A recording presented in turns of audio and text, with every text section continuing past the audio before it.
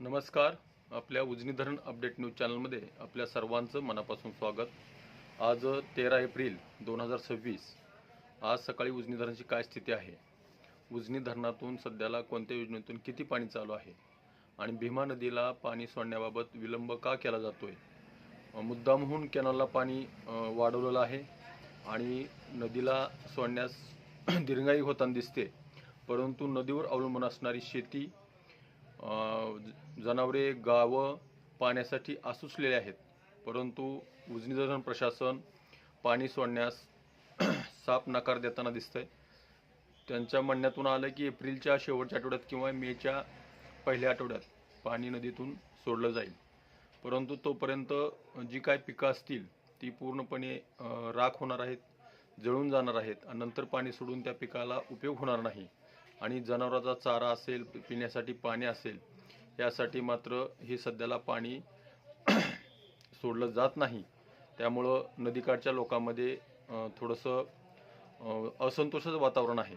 तर आज सकाळी उजनी धरणाची परिस्थिती बघितली तर सकाळी उजनी धरणाची एकूण पाणी पातळी ही 81.34 TMC होती आणि उपयुक्त पाणी साठा हा 17.68 TMC आणि टक्केवारी बघितली तर उजनी धरण जवळपास 33.01% एवढं पर्यंत खाली आलेलं आहे. गेल्या वर्षीच्या तुलनेत यावर्षी उजनी धरणात पाणी जरी जास्त असलं तर ते पाणी उजनी धरणात ठेवून त्याचा शेतकऱ्याला उपयोग होणार नाही.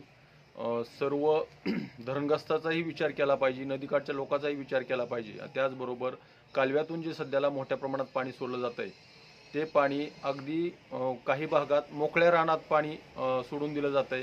त्या पाण्याचा अपव्यय होताना दिसतोय.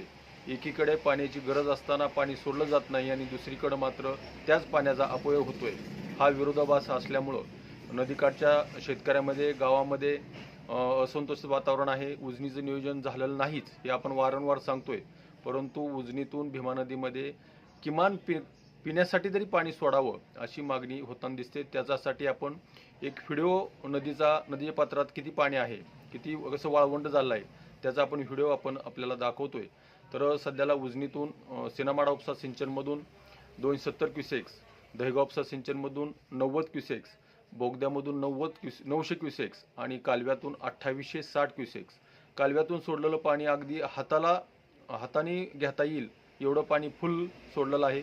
कदाचित कालव्याचं वय झालं असल्यामुळं काही ठिकाणी कालवा फुटण्याची शक्यता नाकारता येत नाही.